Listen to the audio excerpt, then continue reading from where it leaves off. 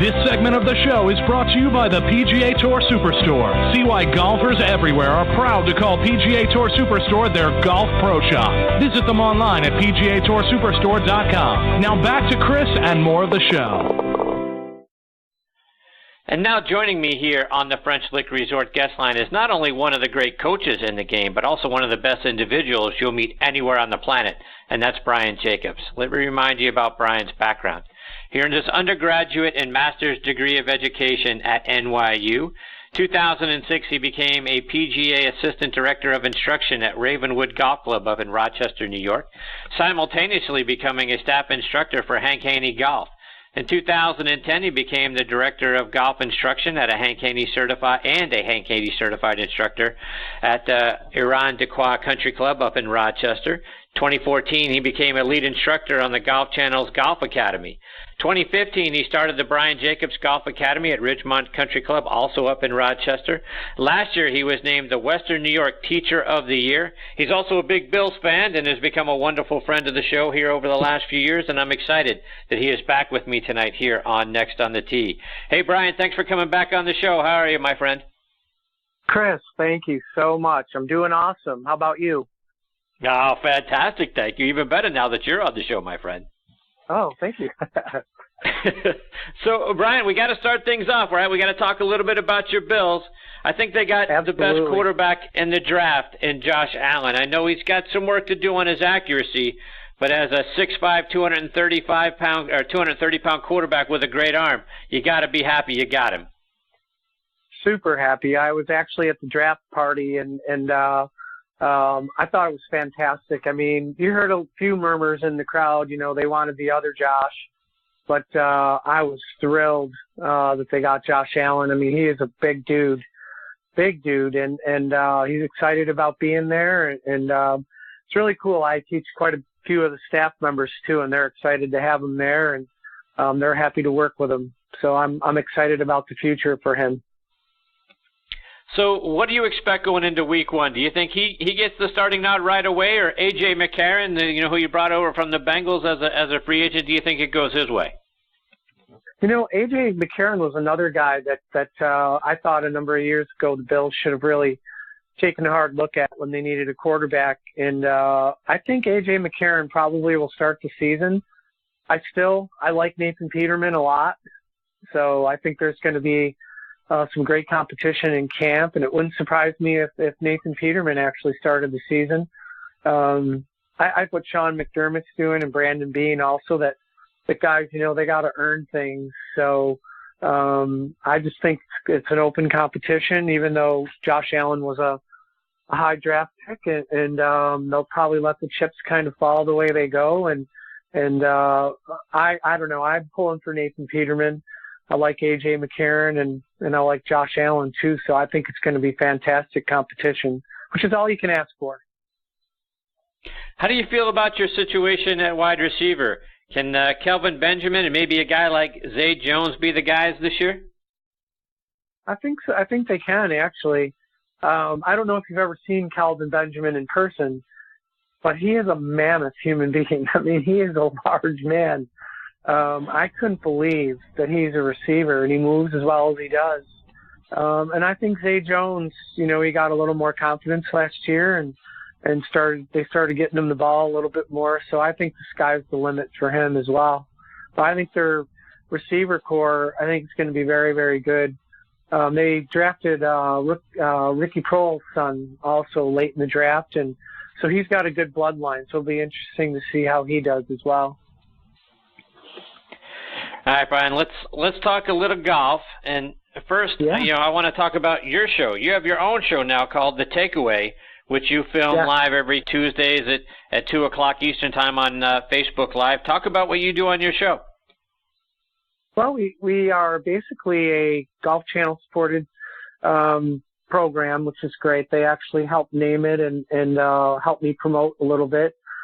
So I want to give them a shout out. And then every week I take a look at questions that come in from the viewers, and then try to pick something out that's intriguing.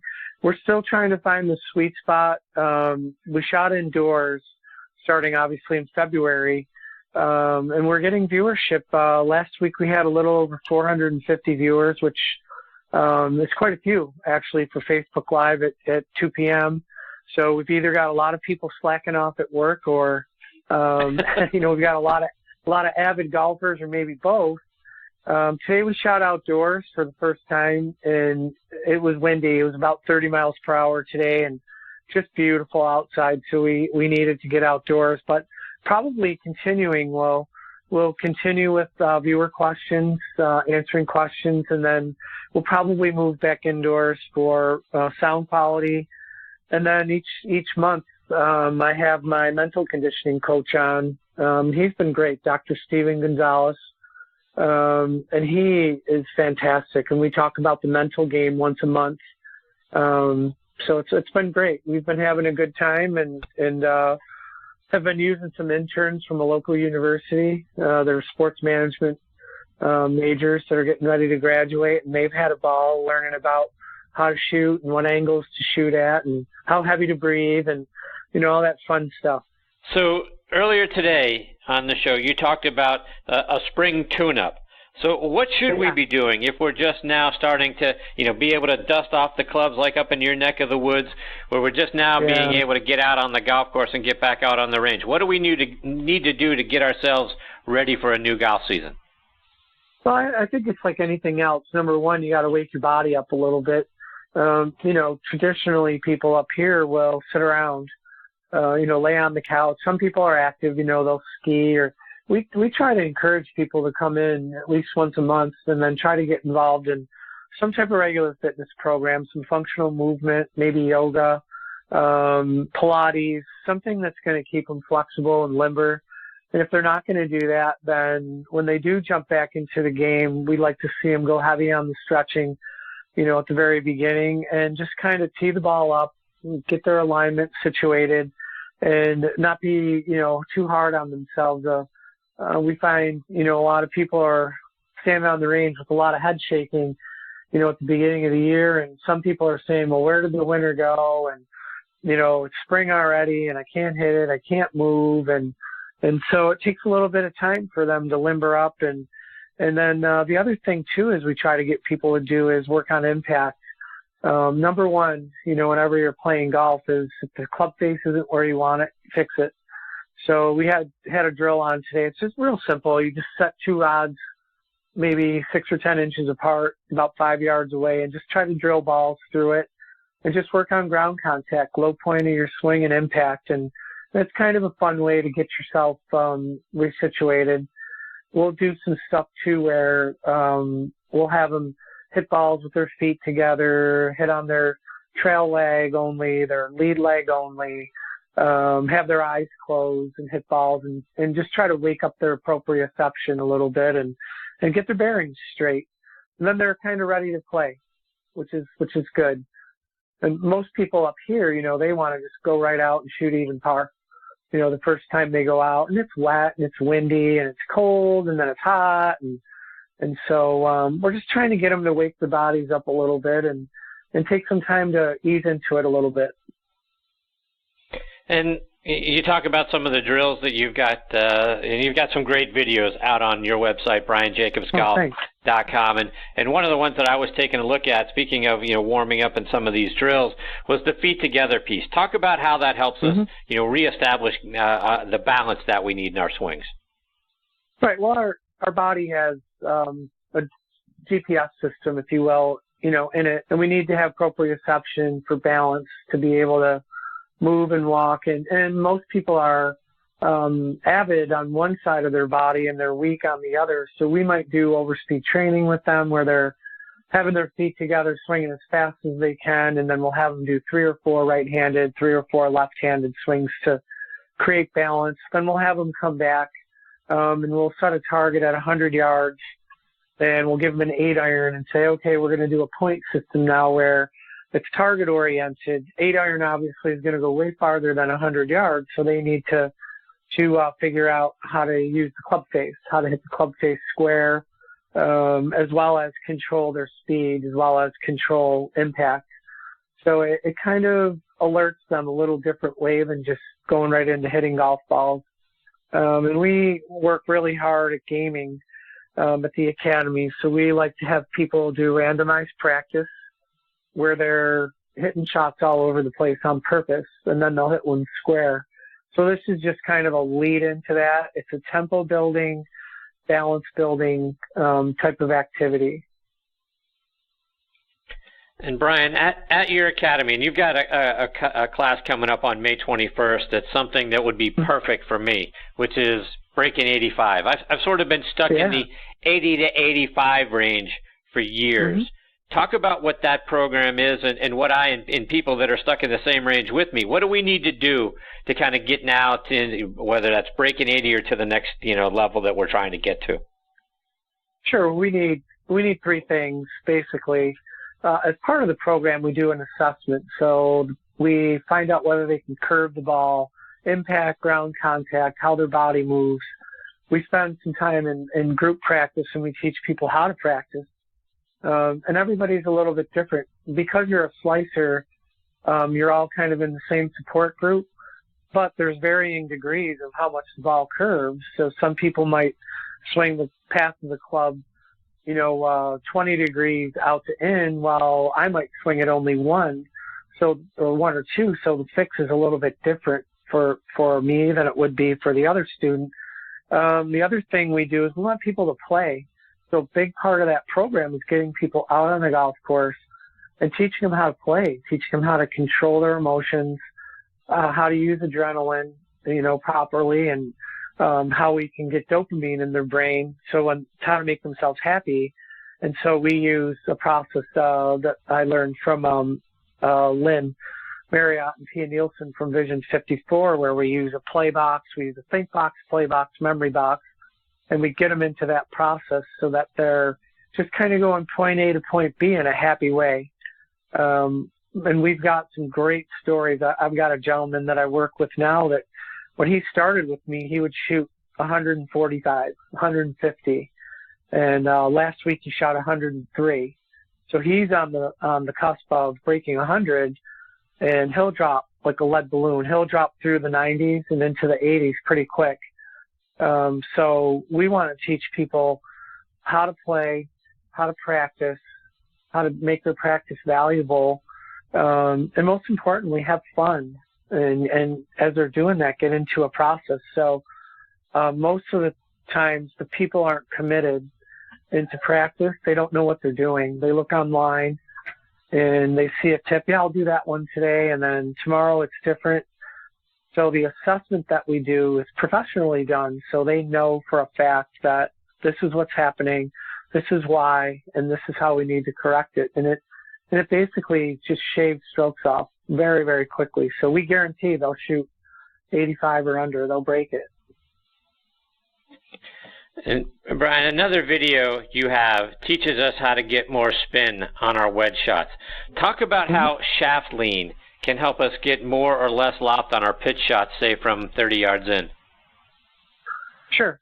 We work on Club 101 with the students, so we'll show them what dig and bounce is, and then we'll teach them when you shallow out your swing a little bit more, you can create a little bit more spin.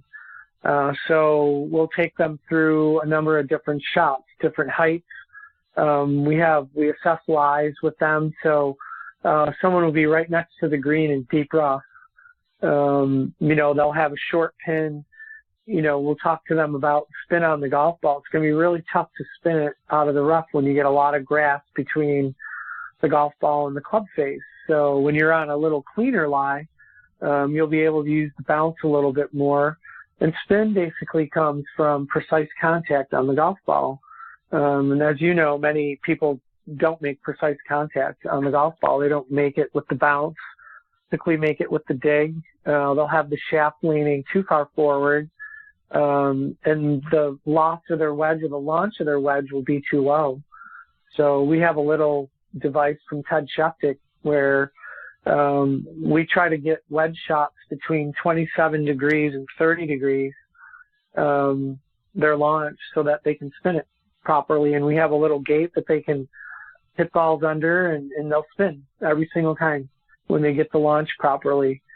So it's kind of cool. We spend a lot of time, like I said before, with gaming and trying to create feel for people. And then if they need, to know, we have TrackMan, so we can show them, scientifically that this is what you're doing. And they love it. It's been fantastic. So hopefully that answered your question. Yeah, absolutely. And let's talk a little bit about putting, Brian. And one of the things I think most of us struggle with is controlling the distance on a lag putt. What's a good way for us to develop feel for distance on those lag putts so we're not either leaving the ball way short or we're blowing it past the hole? That's a great question. We find that people don't work on putting very much, but they three-putt a lot. So part of our plans that we build for students is no three-putts, 0 three-putts. Hank Haney was big on that. If you ever listen to his show, the best way to eliminate high scores is no penalties, no three-putts, no doubles. And, obviously, being higher handicapped, sometimes people make doubles because they don't hit a lot of greens. But if we can get people near the green, get them on the green, and then have them putt well, if we can keep them around 30 putts, they're going to be great. But lag putting is really an art. It's part of it is green reading, and part of it is just being able to understand the speed, downhill, uphill. You can talk to people, and they might have a straight downhill, left to right putt, and they're not able to read it. So we might talk to them and say, hey, if we took a huge vat of water and we dumped it here, where would the water all go to? And they'll say, oh, it's going to go that way. Okay, well, that's green reading. Part of it's with your feet. One of the drills that we do is just a little ladder drill. You hit a putt 3 feet, and then every putt that you hit has to go past it, by a foot. And you try to get people to get a sense of, and then what you'll do is once they get out to 15 feet or 20 feet, you have them work their way back, and you just keep going back and forth. And that's probably one of the best ways to get people to learn how to lag. When they're kids, the only thing they have in their mind is making it. With adults, they get a little more, like you and I, for some reason, we can't let it go. And so we'll be 4 feet short, on a 20-foot putt. And then as we're walking up, we're like, we're angry, and we're like, oh my gosh, I can't get it to go in the hole or get anywhere near the hole. I've heard a long time ago too, the best way to make somebody a better lag putter is to hit it closer, to the hole. But the reality of the reality of the situation is from 110 yards or 120 yards, most amateurs are going to hit it about 20 feet. So they've got to be better putters. So we need to work at it a little bit more. The other thing you can do too is take your putter, set your putter head in the center of the hole and measure out, and then right at the start of your grip, just put a tee and do that all the way around the hole, and make a grid or a box, putt into that, and it's about 17 inches, and most of us can make a 17-inch putt. We'll make 9 out of 10. A tour player will make 10 out of 10. We get it past the hole too, because if you don't go past, it can't go in. So it's a little bit of green reading. I would say the ladder drill, and then that grid drill would be great. Brian, talk also about putter grip, right? Grip pressure. I know, a lot of players, we get we choke, we're choking the grip on the putter, thinking it's going to help us keep, our stroke in line and that sort of thing. How hard should we be gripping the putter? That's a great question. I think 10, as hard as you can squeeze it is 10, and as soft as you can squeeze it is 1, and I would have people around a 4, a 3 or a 4. We often hear, hold it like a bird. Well, not many people have held a bird. If you're talking to kids now, you would say, hold it like a joystick, on a computer. But, we would actually like to see their grip pressure be a little bit lighter, but we don't want it to hinge in their hands either. So a lot of times I'll just shake hands with people, and, they'll grip really hard, and they'll say, well, can you feel my hand? Yeah, that's the grip pressure that we would want on there. You want to be free. You don't want to have a lot of tension in your stroke. And I know people are worried about path, and they're worried about face angle, and the big thing for us is, can you get the ball to start on line, regardless of what your stroke looks like. You know, I've seen really great putters putt out to in. I've seen them putt in to out. I've seen them, you know, have shaft lean forward, shaft lean back. I mean, there are some generalities that would help, you know, in those situations. But I think putting, you know, the more I teach and the more I learn, putting gets to be pretty personal on how they move, you know, even with the length of a putter. You know, 35-inch putter, the only reason the putters are that long so that they don't fall into your bag. If you look out on tour, most of the putter lengths are 33 and a half, 34, 34 and a quarter, you know, but yet OEM companies make them 35. They make them longer. So everybody walks in the shop, they get a 35-inch putter, and the putter could be too flat for them, or it could be, because of the way they set up, the putter could be too upright. So I'd recommend people too to not just go to the big box stores and hit putts, you know, on the platform and then buy it. Go to someone, you know, like myself and get fit, you know, for your putter. You do everything else that way. So, and we do a lot of fittings, a lot of putter bending. I just talked to the gentleman the other day about it. He said, I can't make anything. Well, where are you hitting it? Well, I'm hitting it on the toe. Well, let's take a look at it. And this putter was, you know, 4 degrees upright, you know, for him. So we needed to bend it down, you know, to get it flatter. And it was amazing. He could keep the ball on line. And I said, well, you spent a lot of money on that putter. Wouldn't you want it to fit you properly? And he's like, oh, I thought we just bought them. I didn't know, you know, so that might be another good tool too for people why they don't make putts, is their putter or their equipment doesn't fit them. Brian, a couple more before we let you go, and one, sure. Let our listeners know, what are all the different things that you have coming up that they could benefit from, whether they're in your neck of the woods up in Western New York or have the opportunity to check you out online? Sure. We have the takeaways every Tuesday at 2 p.m. In May, we have a couple of programs that are coming up. One is called No More Slice, and it's 3 sessions, and we call it our 90 for 90 series, or 99 for 99.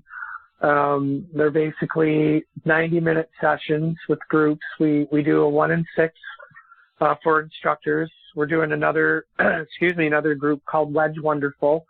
We want to turn people into wedge masters or wedge assassins. Both of them are very, very well attended.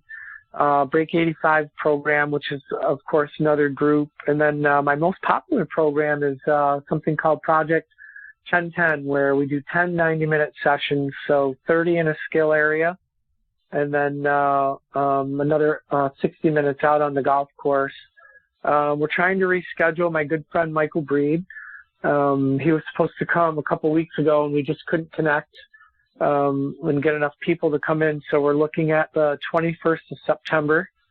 So he'll come in and he'll spend the day. We'll do clinics all day long for patrons that are coming in, and we're raising money for Western New York PGA Hope, which benefits our veterans in our area. So we use golf to help them assimilate back into their communities, and sometimes give them a purpose to get up in the morning and say, oh my gosh, I got golf today. This is going to be great. So it kind of gives them a chance to break away from what they're going through a little bit. So we got a lot going on, and then I'll be doing some traveling. I'll be in New York City later in this month, and then I'll be in Colorado and Indiana, and then home for a little while, and we'll see wherever the wind takes me from there. So Brian, let our listeners know, how can they follow you, whether it's online and then also on social media as well? Sure. Social media is at Brian Jacobs Golf. And then they can come to brianjacobsgolf.com, and if they have questions, just go right through the contact form. I'll answer anything they send. If they want to send video, there's no charge for it. I'm happy to connect with them. And if they can visit Rochester, come on up and look me up. We've got a great academy, and this show is very helpful, Chris. I appreciate it. Getting the word out a little bit more to your listeners. I really appreciate that. Oh, it's always such a pleasure, Brian, getting to spend some time with you and having you as part of the show. I hope you'll come back and do it again real soon. Share more of your lessons, your insights, and the stories with us, because you're fantastic, my friend. Thanks, Chris. I appreciate it. And anytime you need me, I'm on. I appreciate that very much. Take care, Brian. All the best to you and your family. Look forward to catching up with you again soon. Okay, Chris. Thanks so much, and hope your Steelers play great, and hopefully the Bills and the Steelers meet in the AFC Championship. There you go. I'd love to see that happen from your lips to God's ears. That would be awesome. We'll talk to you soon, my good man. All right. See you, Brian. You got it. That's the great Brian Jacobs. You see why I like him so much? I mean, for crying out loud. I mean, all the great stuff that he's doing, first of all, in lessons and that sort of thing. But I love the enthusiasm in his voice. He's always so positive, and he's got so many great videos out there available. And then on top of that, he'll let you send your video in of your swing and give you some analysis. It's fantastic stuff. Look forward to getting Brian back on the show again real soon. All right, before we close up shop, we always like to give you a reminder about our good friend and PGA Tour Pro Jim Estes and the great things that they are doing at the Salute Military Golf Association. Let's hear a word from Jim. The Salute Military Golf Association was created to provide rehabilitative golf experiences to the brave men and women who have been wounded while serving our country. Hi, I'm Jim Estes, PGA Golf Pro and co-founder of the Salute Military Golf Association. With my adaptive golf program, we've successfully helped thousands of soldiers in their recovery, both mentally and physically. The SMGA has been providing family-inclusive golf experiences across the country since 2007. To date, the SMGA has equipped more than 1,000 warriors with properly fitted golf clubs and has extended its clinic series to more than 8 chapter and affiliate locations across the U.S. If you are a wounded veteran interested in participating, or if you'd like to learn more about the Salute Military Golf Association and find a chapter closest to you, visit our website at smga.org. We've seen firsthand how impactful golf can be in aiding one's recovery. The Salute Military Golf Association, empowering wounded veterans one fairway at a time. Visit smga.org. That's smga.org. There you go, folks. They're doing amazing things there at the Salute Military Golf Association. To find out more information and to see how you can get involved, go online to smga.org. All right, it is time for me to put a bow on this episode of Next on the Tee. My sincere thanks again to Tony Jacklin and Brian Jacobs for joining me this week. I hope you all enjoyed this show. Like I say every week, please give me your thoughts. Go online to our Facebook page, Next on the Tee with Chris Mascaro. Share your feedback there. Plus, if you have a question for one of our future guests or someone who's joined us on the show here in the not too distant past, please let me know. I'll get that question on the show for you and get them to answer it for you as well. So please check us out again on our Facebook page, Next on the Tee with Chris Mascaro. Please also check out our website, nextonthetee.net, to see who some of our future guests are going to be. Plus, you can stream or download some of our archive episodes right from our website as well. Please also check out our sister show on the football side, Thursday Night Tailgate, with me and my co-host, Bob Lazari, and our announcer, Joe LaGenusa. That show airs live every Thursday nights from 8 to 10 p.m. Eastern Time. You can stream it live on Blog Talk Radio. That show, like this one, also available as a free podcast on iHeartRadio and over on Podbean. And we can't thank our good friends on Podbean enough for featuring both shows at different times throughout the year. You can find Thursday Night Tailgate in the football fan section. Next on the Tee right there on the mobile app. It's been on their homepage right there on the mobile app at different times throughout the year. Can't thank them enough for all the support that they have given us. On Thursday Night Tailgate, we are joined every week by 5 NFL legends who come on, share their stories from their playing days, plus give us our insights into what's going on around the league now. Plus, we also highlight 2 players doing great things in their communities in our Spotlight on the Positive segment. Again, you can find that show online on our website, ThursdayNightTailgate.com, this show nextonthetee.net. Folks, thank you again for choosing to listen to this show today. We really appreciate the fact that you are making this show one of the podcasts or one of the shows that you are streaming. We appreciate you so very much. Until next week, hit 'em straight, my friends.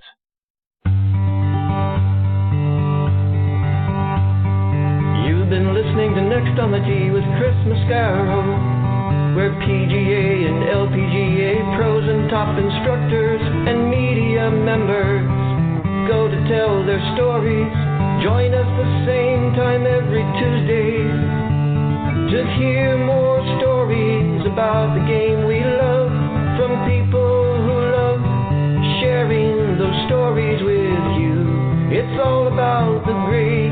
golf. It's all about the green.